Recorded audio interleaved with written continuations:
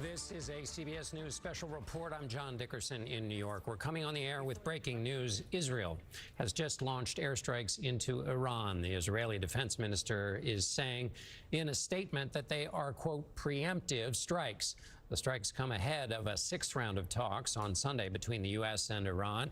Yesterday, Iran threatened to target U.S. military bases in the region if conflict broke out, prompting the State Department to order non-emergency government officials to exit Iraq due to heightened regional tensions.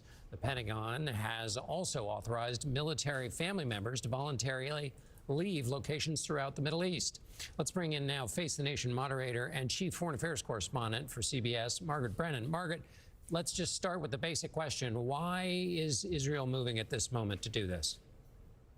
We don't know why Israel chose this moment in time, but we know the Israeli prime minister has been pressing to take military action and wanting the United States to support it, either directly or at least not get in the way. What we know is that this week, the IAEA, which is the UN nuclear watchdog, voted after reviewing classified reports showing that Iran had not been truthful about past military activity, that it had been violating diplomatic agreements, it had to restrict what it was doing, and most significantly, had acquired a stockpile of a sizable amount of enriched nuclear fuel.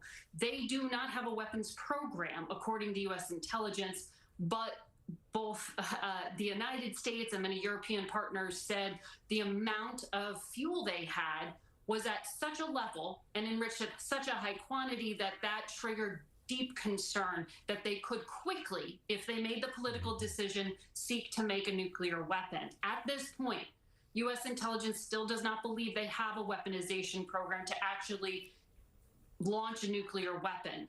But Israel has been troubled by the activity, and at this moment in time, the Israeli prime minister has been arguing Israel is in a weakened state because of the past attacks last year by Israel on Tehran's defenses, its aerial systems, also because of the damage to their militias with that multi-front war against Hezbollah and Hamas. So this is a moment of opportunity for the prime minister. As you pointed out, John, there is still a plan, at least at this point, for the top Iranian diplomat to meet with President Trump's envoy, Steve Witkoff, who has been trying to urge Iran to take a deal to restrict its program. That is still scheduled for Sunday in Oman. You can imagine that, well, I won't speculate. Help us understand, Margaret, how much of a challenge this is for U.S. policymakers. You've sketched why the Israelis think there's a moment of opportunity here. What are you hearing from your sources in the U.S. government? Well, John, I'll be very transparent with you and our viewers. U.S. officials weren't entirely clear on what was going to happen and when. It was very tight hold, and we know even at this moment, we're all trying to figure out exactly what the targets are that Israel is going after. Did they see, for example, movement of material? Was there a reason this window was so specific as to why they would need to take advantage of it?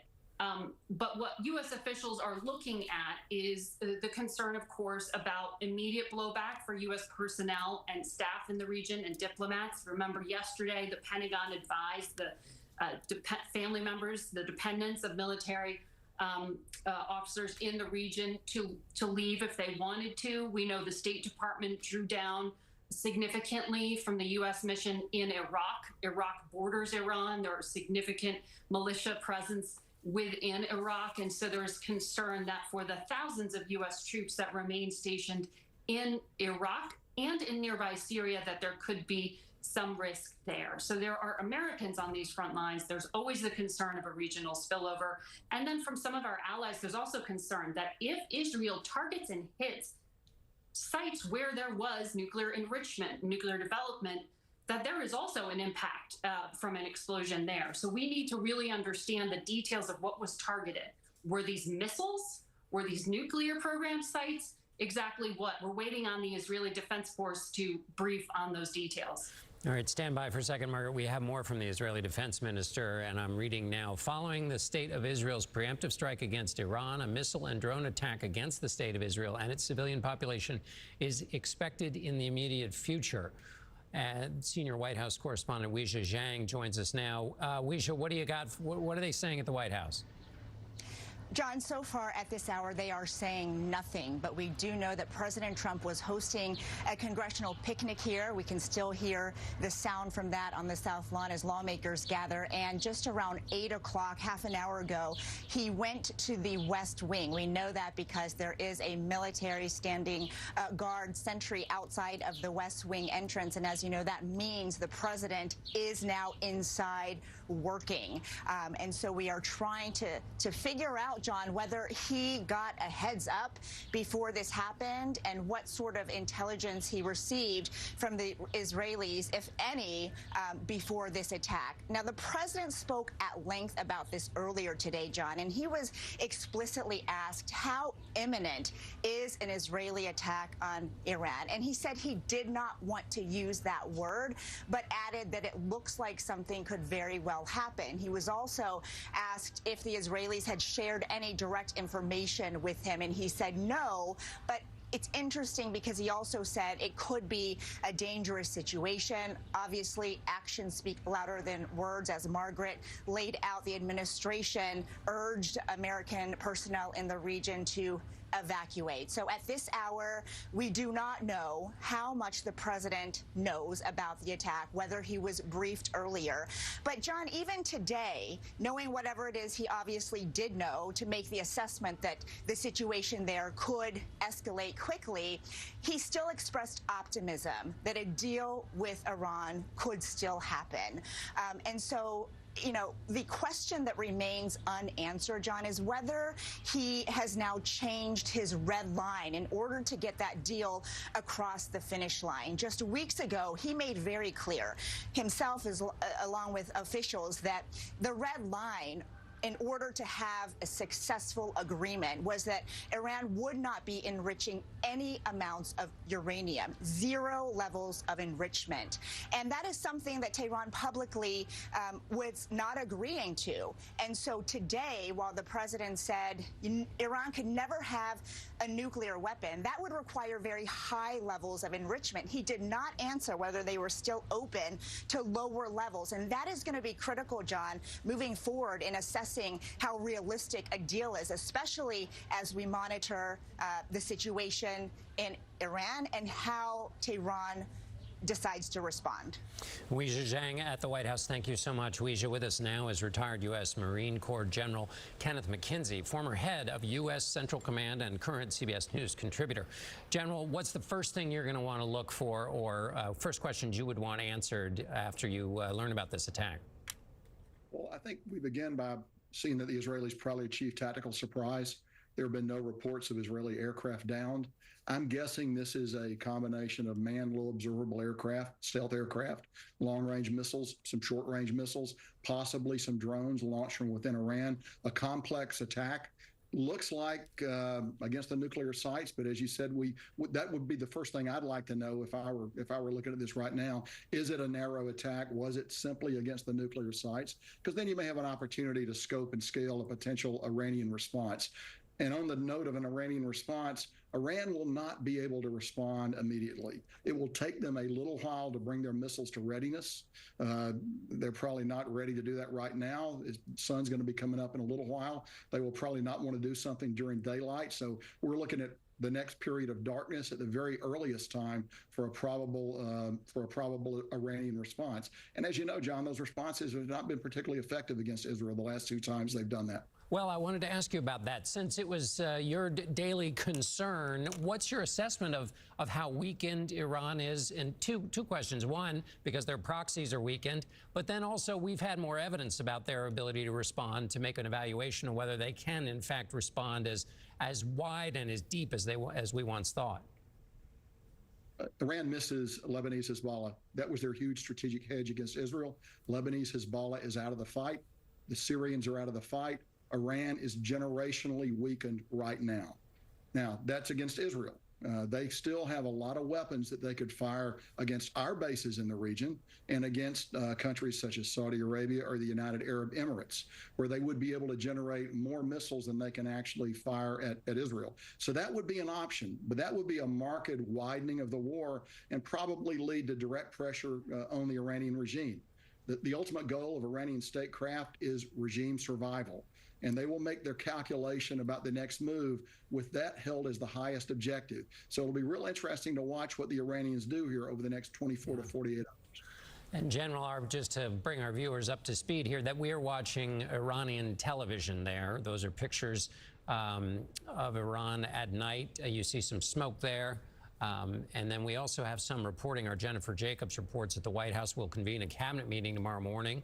That's per several sources. The U.S. is not a part of this operation. There's no intelligence sharing.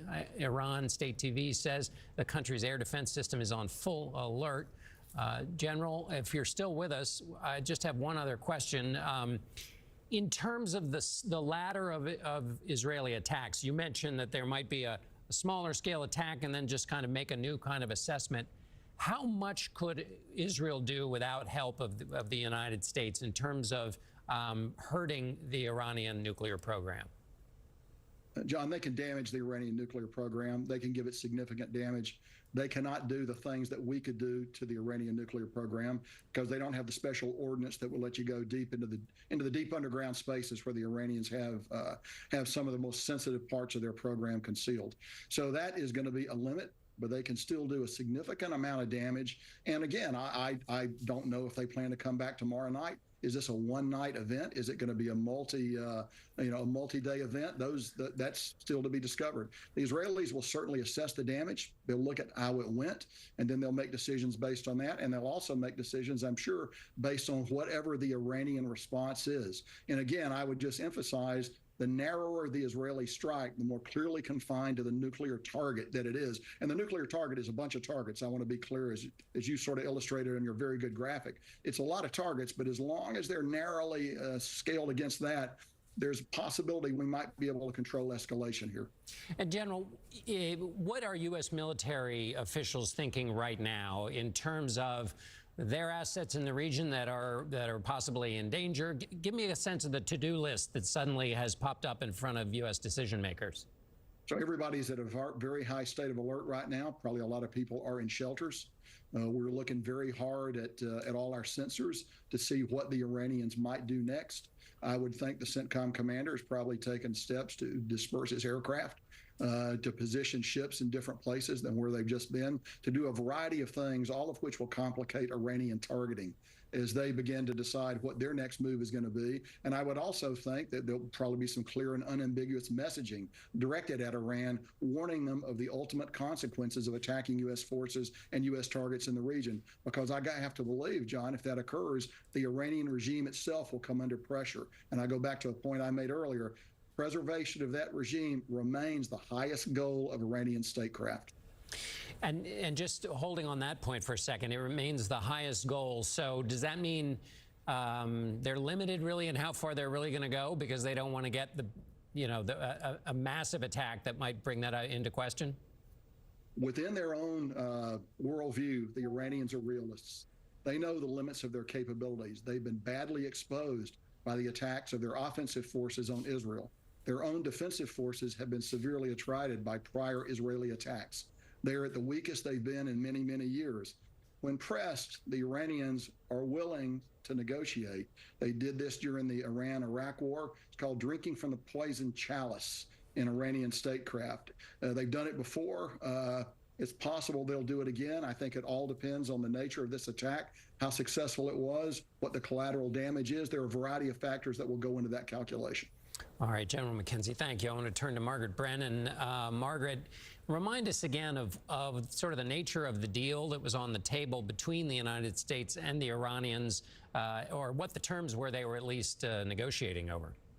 So about 2 weeks ago, Steve Witkoff, President Trump's envoy, his friend, the real estate developer who has been the person he's put at the tip of the spear with all really highly sensitive diplomacy, transmitted a proposal via Oman, that small Gulf emirate that tries to communicate with both the West and with Iran, whose regime is really diplomatically isolated. And in that proposal, the United States floated a number of different ideas, permutations of what a potential negotiated agreement with the United States could look like.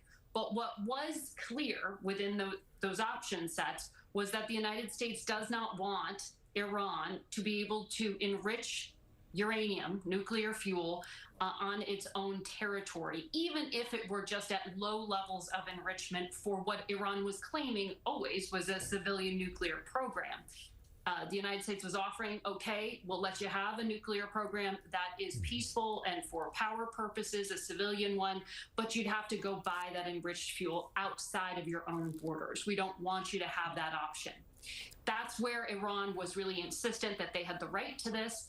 The U.S. offered and actually reached out, as President Trump did in his conversation with Vladimir Putin, the president of Russia, to see if other states that have close relationships with Iran, as Russia does, would help with that. Russia even possibly taking some of that enriched nuclear fuel we talked about that was enriched up to that 60% level. 90% is weapons grade, so you can see how close that was and why it was making U.S. officials and other officials around the world nervous, and said you could ship that to Russia. By the way, that's what President Obama did in that 2015 diplomatic deal. So there are some ideas in this proposal that look very similar to that same diplomatic accord that President Trump exited back in 2018. Remember, until 2018, Iran had agreed to limit its program. It was only after the U.S. pulled out that they began this enrichment cycle again, and that is what has triggered this renewed concern. Their behavior in the region in terms of funding militias always continued. Their development of missiles also of concern to the United States. But the restrictions on its nuclear program are really of the utmost concern to President Trump. Margaret Brennan, Chief Foreign Affairs Correspondent for CBS and the anchor of Face the Nation. We have an Israeli, what Israel is saying, we have reporting out of Israel, this is that the Iranian regime is advancing a secret program to build a nuclear weapon.